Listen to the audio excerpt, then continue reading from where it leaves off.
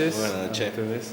Bueno, Horacio, Daniel, en primera instancia, ¿qué los ha llevado a formar parte, en primera instancia, de esta elección en busca de las bancas tanto a senador como a diputado nacional? Principalmente, el Frente de Izquierda, después de una fuerte lucha política que se dio y una larga discusión, logró un acuerdo muy importante que fue el de presentarnos con listas unificadas en todo el país.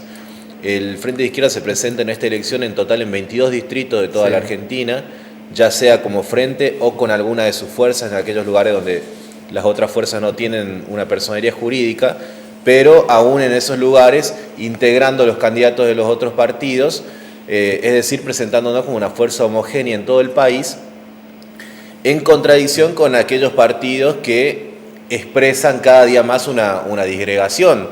Por caso el kirchnerismo, que ha sido prácticamente reducido a un partido provincial en la provincia de Buenos Aires, con alguna mínima expresión en alguna que otra provincia, pero que no se expresa ya como una fuerza nacional.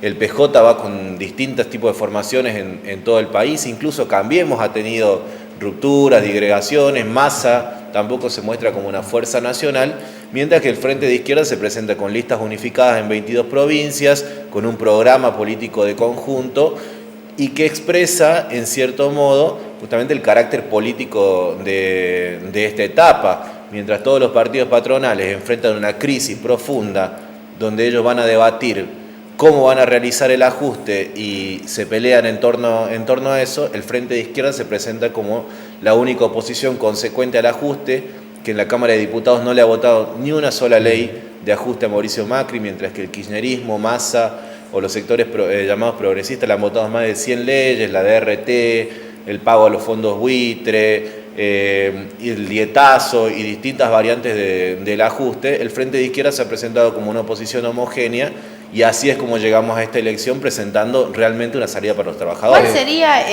teniendo en cuenta que en estas últimas horas se habla y siempre se sabe hablar de la polarización de las elecciones, en donde se las destaca claramente a la lista de Cambiemos y a la de, en este caso, el PJ? ¿Cuál sería el aparato con el cual ustedes del Frente de Izquierda van a tener que luchar fuertemente? Sí, lo principal, digamos, de estas situaciones electorales siempre es quienes manejan el poder en cada provincia, que tienen justamente todo el aparato del Estado al servicio de sus candidatos, que es lo que vemos permanentemente.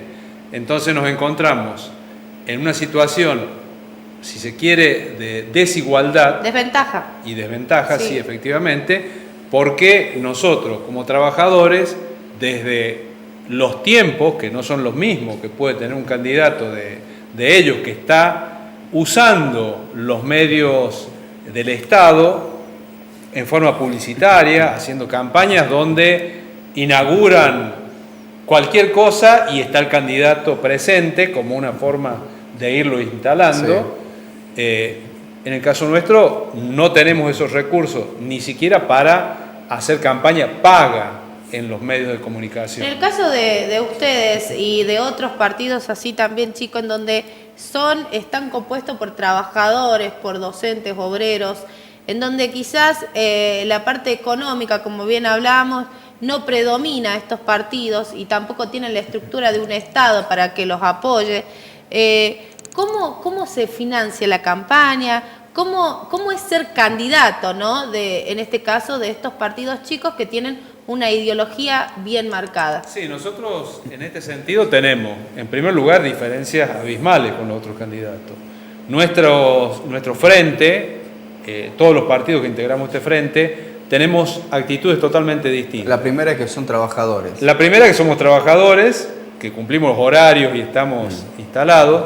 La segunda es que no hay ambiciones personales en las candidaturas y también, efectivamente, con respecto a las dietas que cobran los diputados, nosotros estamos en contra de la diferencia que existe entre un trabajador común y un diputado y por eso nos opusimos al dietazo que hicieron hace poco en la Cámara Legislativa, porque nosotros consideramos que los diputados, los senadores tienen que seguir ganando lo que gana un trabajador, vivir como un trabajador para poder defender y saber de qué se trata cuando hablamos de crisis. Cuando Un proyecto presentado por su Quería agregar partido, ¿no? una En cosita. la Nación. Sí, perdón, Daniel. Quería agregar una cosita a eso. Ella hizo una pregunta muy interesante respecto de este problema del financiamiento de los partidos. Sí.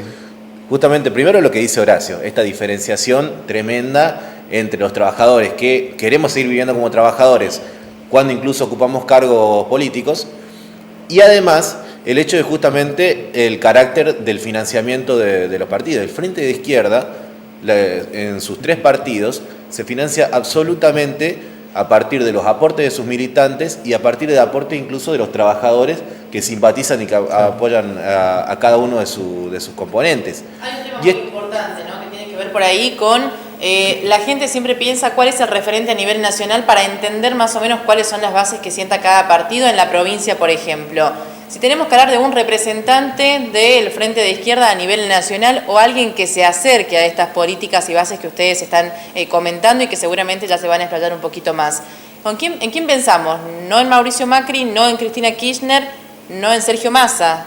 ¿A quién ponemos En el como caso representante? de los compañeros que están en distintos partidos, el compañero del Caño fue candidato a presidente en las elecciones de hace 2 años, Néstor Pitrola, hay varios compañeros que se han destacado dentro de la Cámara de Diputados, no solo a nivel de la legislatura nacional, también ha habido compañeras como Liliana Olivero en Córdoba, o Ezequiel Perecini, que está hoy en día como parte del Frente de Izquierda.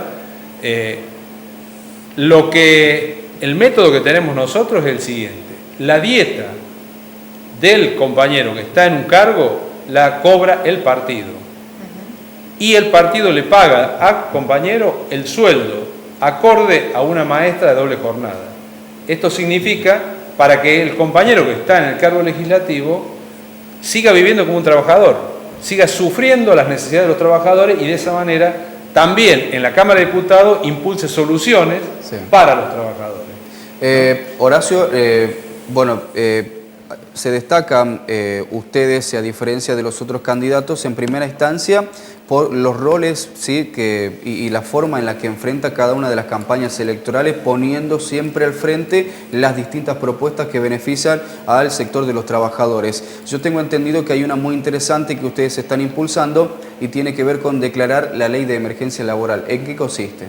Sí, la ley de emergencia laboral, en primer lugar, tiene que ver con el problema que estamos sufriendo los trabajadores como consecuencia de los ajustes que aplican los distintos gobiernos, no solo el actual, sino el que venía anteriormente, donde su objetivo principal es defender o mejorar las ganancias de los empresarios. Y para esto, hasta de hace varias décadas atrás, venimos pagando con desmejoramiento de nuestro salario, con peores condiciones laborales de trabajo, con precarización laboral e inclusive con despidos. Por eso nosotros estamos planteando en este momento algo distinto, totalmente distinto. Planteamos declarar la emergencia laboral, que las empresas que despidan o suspendan personal sean intervenidas por el Estado para abrir sus libros y verificar sus condiciones económicas, y que las horas de trabajo sean repartidas entre todos los compañeros de manera tal que no quede nadie en la calle con el mismo salario. Esto es porque en la época de las vacas gordas, los empresarios se llenan los bolsillos y no comparten con los trabajadores. Y en la época de las vacas flacas, quienes pagan la crisis somos los trabajadores. Por eso mismo es que estamos planteando una salida totalmente distinta de ese punto de vista. Bien.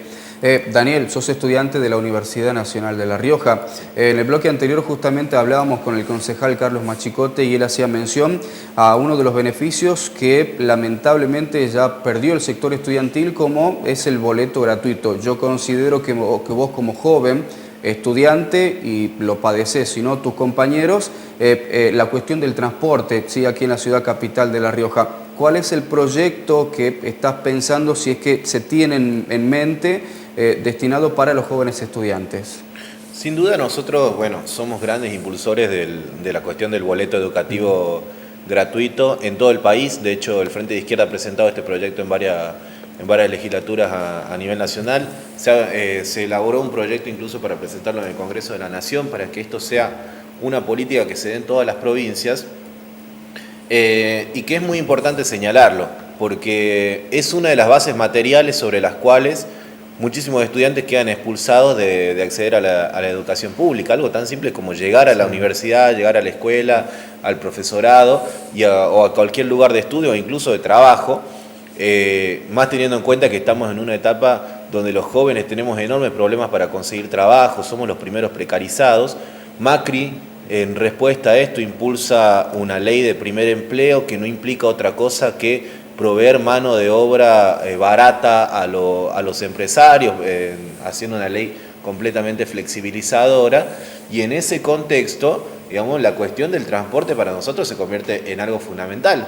Y de repente tenemos, como recién estaba acá el concejal sí, Carlos Machicote, que decía, bueno, hacía una serie de críticas, pero en definitiva apoyaba el aumento de boleto, con límites o demás cosas, pero en definitiva apoyaba el aumento de boleto, y que el problema está en que tenemos un consejo deliberante, una legislatura, un gobierno que en definitiva velan constantemente por los intereses de la empresa y no por los intereses de los usuarios. La empresa San Francisco, al igual que empresas que estuvieron antes, que incluso cuando se reivindica la política de transporte del municipio de Ricardo Quintela, que mantuvo preso al pueblo de La Rioja durante años, un servicio que ponía incluso en peligro la vida de cada persona que viajaba, y una empresa San Francisco que se ha caracterizado por despedir trabajadores, como en el caso de los choferes, con una política completamente antisindical de persecución a los delegados que planteaban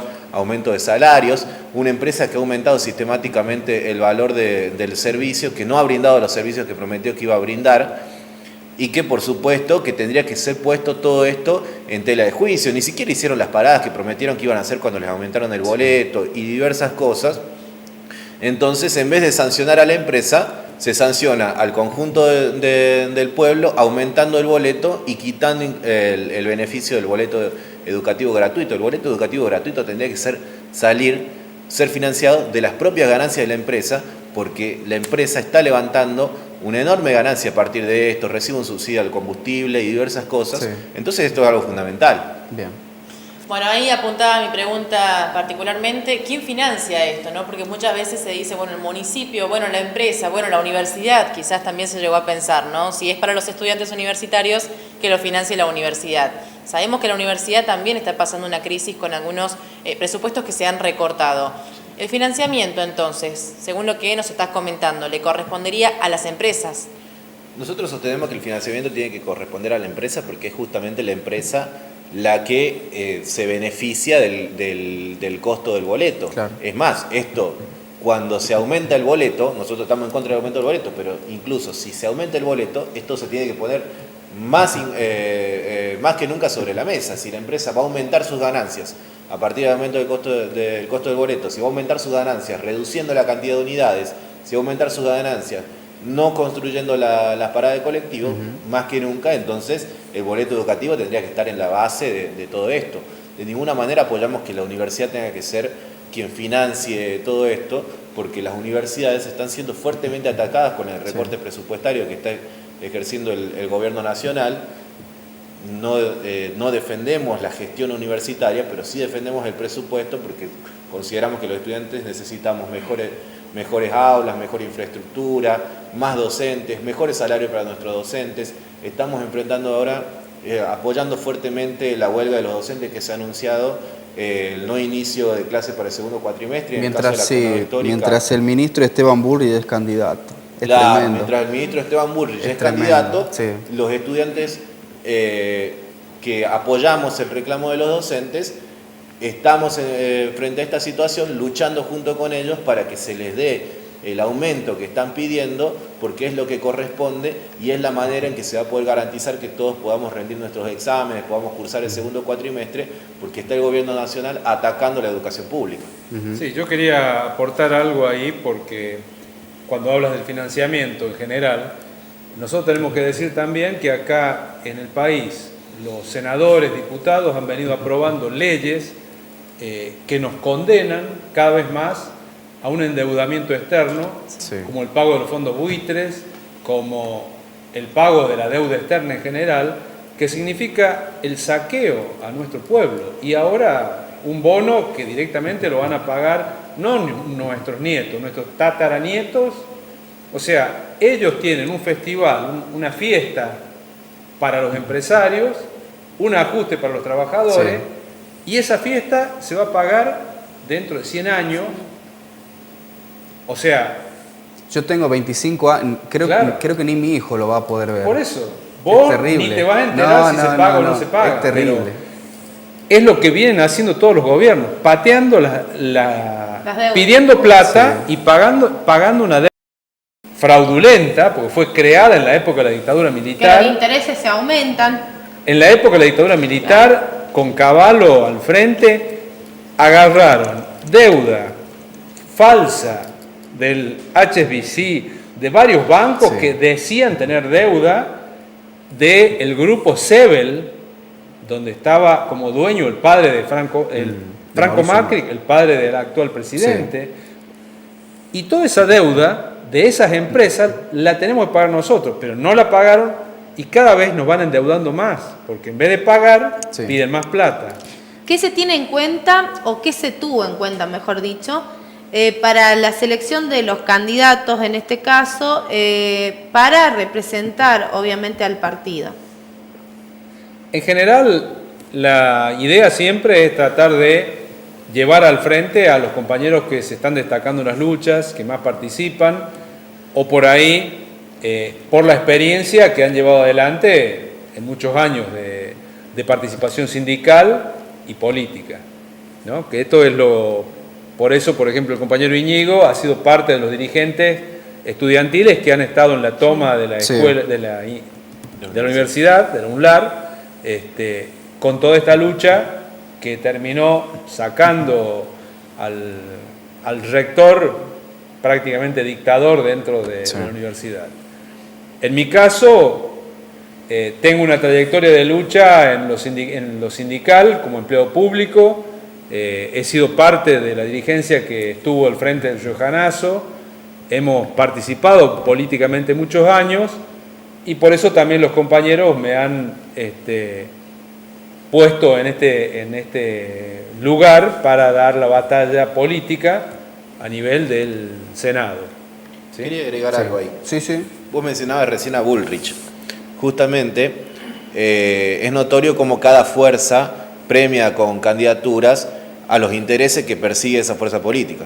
Bullrich es hoy candidato, premiado por Cambiemos, por haber sido quien rompió la paritaria docente y quien atacó fuertemente la huelga de los docentes. Persiguen esos intereses. El Frente de Izquierda, como bien decía Horacio, postula a los candidatos que más se han destacado en las luchas en defensa de los trabajadores, como en el caso de Horacio, toda una trayectoria en ese sentido, en defensa de los docentes, en el caso de la candidata Carolina Goicoechea, que es quien me secunda en la candidatura a diputada nacional, o por ejemplo Claudia Baigorria, nuestra candidata de la que estamos muy orgullosos, que va segunda como senadora, una enorme luchadora contra la impunidad y por los derechos de la mujer en Chilecito, gran luchadora también del sector estatal, y entonces, en ese sentido, el Frente de Izquierda postula candidatos de acuerdo a los intereses que persigue y también lo hacen las otras fuerzas políticas, justamente postulando candidatos que se han destacado en lo que ellos persiguen, que es romper las huelgas, romper la paritaria y diversas cosas. Daniel, Horacio, ha sido un placer y lo mejor para estas elecciones. Bueno, muchas gracias a ustedes. Muchas gracias.